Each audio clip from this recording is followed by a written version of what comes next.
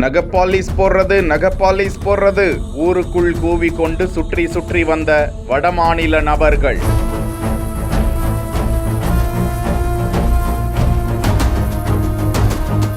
தங்க செயினை பாலிஷ் செய்ய கொடுத்த போது மூதாட்டிக்கு நேர்ந்த அதிர்ச்சி. சிசிடிவி காட்சியில் தப்பி ஓடும் ஆசாமிகள்.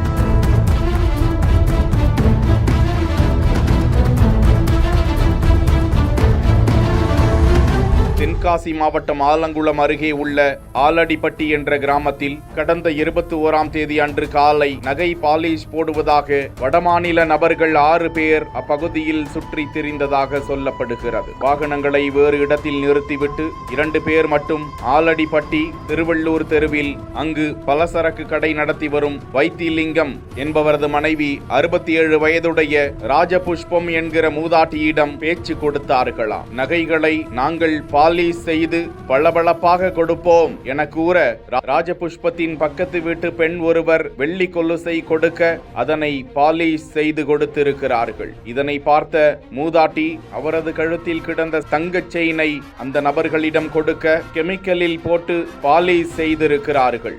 அவர்களது நடவடிக்கையில் சந்தேகமடைந்த மூதாட்டி மகன் இசக்கிமுத்துவுக்கு தகவலை தெரிவித்துவிட்டு போலீசுக்கு தகவல் அளிக்கப் போவதாக கூற அந்த நபர்கள் நகையை போட்டுவிட்டு தப்பி ஓடிவிட்டார்களாம். இதனைத் தொடர்ந்து அந்த செயினை எடை போட்டு பார்த்தபோது 2.5 கிராம் குறைவாக இருப்பது கண்டு அதிர்ச்சியடைந்து ஆலங்குளம் காவல் நிலையத்தில் அந்த மர்ம நபர்கள் குறித்து புகார் அளிக்கப்படுகிறது. தென்காசி மாவட்ட காவல் கண்காணிப்பாளர் அரவிந்தன், ஆலங்குளம் காவல் ஆய்வாளர் பெர்னாட் சேவியர், உதவி ஆய்வாளர் சத்தியவேந்தன் தலைமையில் தனிப்படை அமைக்கப்பட்டு தீவிரமாக தேடி வந்த நிலையில் சிவலார்குளம் விலக்கு அருகே 2 நபர்கள் சந்தேகத்திற்கிடமாக வர அவர்களை பிடித்து விசாரித்த போது நகை பாலிஷ் போடுவது போன்று ஆசிட்டில் அந்த நகையை போட்டு எடையை குறைத்து குற்ற செயலில் ஈடுபட்டது கண்டுபிடிக்கப்பட்டது. தொடர் விசாரணையில் தமிழகத்தின் பல்வேறு மாவட்டங்களிலும் அவர்கள் கைவரிசை காட்டியது தொடர்பாக மோசடி வழக்குகள் உள்ளதும் தெரிய வந்தது. இது சம்பந்தமாக கைது செய்து தீவிர விசாரணைக்கு